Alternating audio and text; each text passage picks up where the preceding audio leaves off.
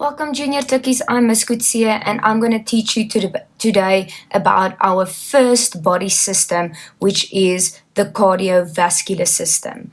So we will look at the heart and the blood and how everything works. So let's have a look at the cardiovascular system. So what are the main components of the cardiovascular system? So firstly, it will include the heart. Secondly, it will include all the blood vessels in the body, such as the arteries, the veins, and the capillaries. And then lastly, it will include blood itself. So within blood, we will look at the red blood cells, the white blood cells, the blood platelets, and also the blood plasma. So what is the purpose of the cardiovascular system? So the cardiovascular system's main purpose is to transport. So the cardiovascular system will transport blood with oxygen from the lungs to each cell. Then it will transport blood with carbon dioxide from the cells back to the lungs. It also transports nutrients from the digestive system to the cells. And then lastly, it will transport waste products to our excretion organs like the kidneys, the lungs, the liver, and including the skin. So let's move over to the structure of the heart. But before we start, there is a few things that you should know before or when observing the structure of the heart.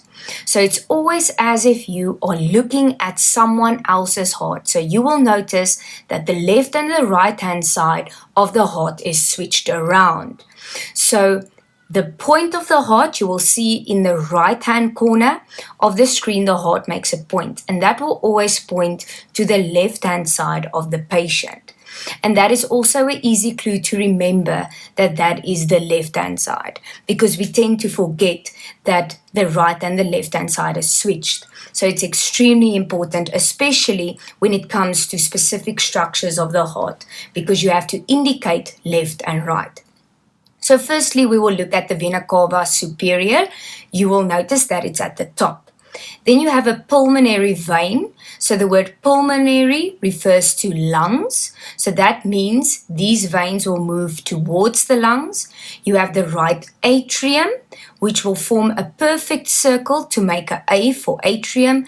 And the ventricle has a V shape, which forms a perfect V for the right ventricle. So this I use to try and help me to remember where the atrium and the ventricle is by looking at the shape and the structure of these chambers of the heart, because the heart is divided into 4 chambers. Then at the top, we have that big artery at the top, which is the aorta, and then we have the pulmonary arteries. Again, pulmonary referring to the lungs. Then we have the left atrium, and then we have the left ventricle. So let's move over to the different blood vessels which I will find in the human body. So there's 3 different types of blood vessels. So please have a look at the picture on the right hand side. Firstly, I have arteries which will carry blood away from the heart. So arteries starts with an A and away with an A. So arteries carries blood away from the heart. Veins will always carry the blood back towards the heart. So notice the arrows on my picture. And then lastly, you will find capillaries. And these capillaries are the smallest and most numerous blood vessels that we find, because they will connect my arteries with the veins. Because at some point, my arteries have to connect with the veins to take the blood back to the heart. You will also notice a color difference.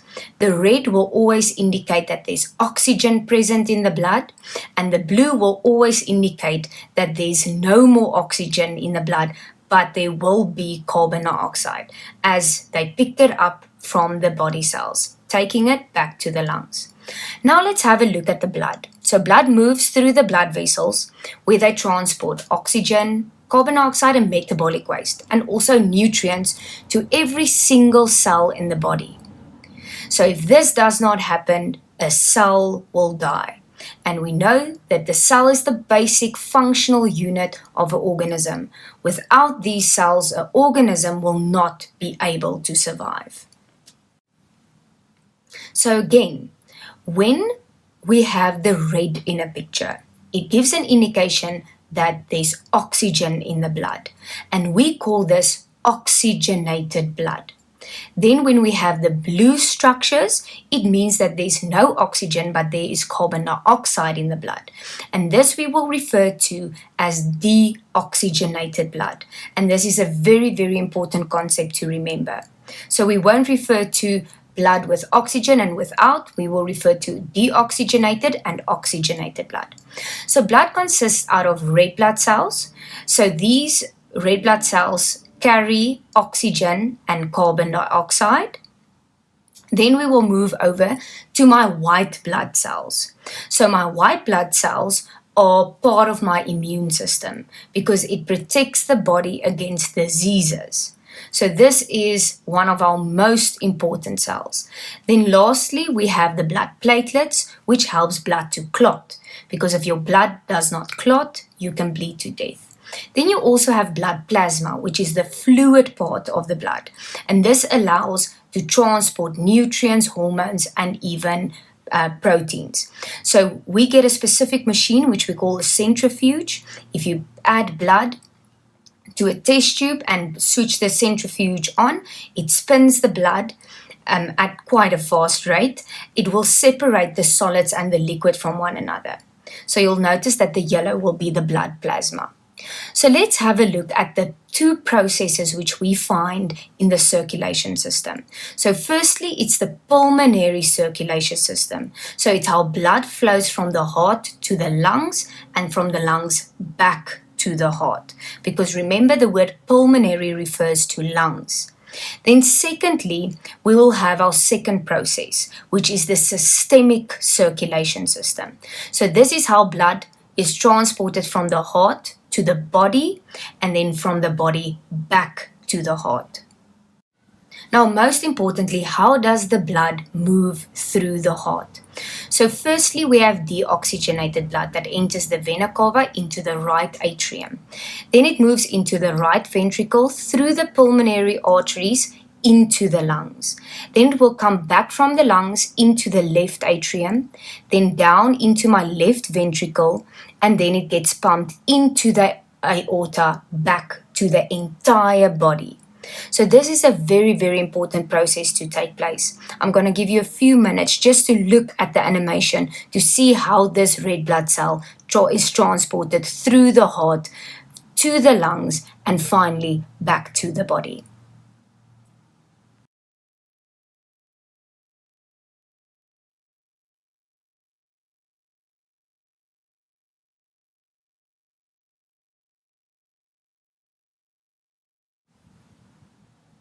So there's also always some health issues with the body system. So let's have a look at the different health issues which is related to the circulation system.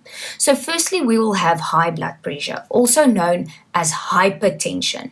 So when someone has a normal blood pressure, it's 120/80, but when it is high, when you have to consult a doctor, it is about 180/120. And this is extremely dangerous because this can result in having a stroke, for example. So what causes someone to have a high blood pressure? So this occurs when the force at which blood is pushed against the walls of the blood vessels is too high.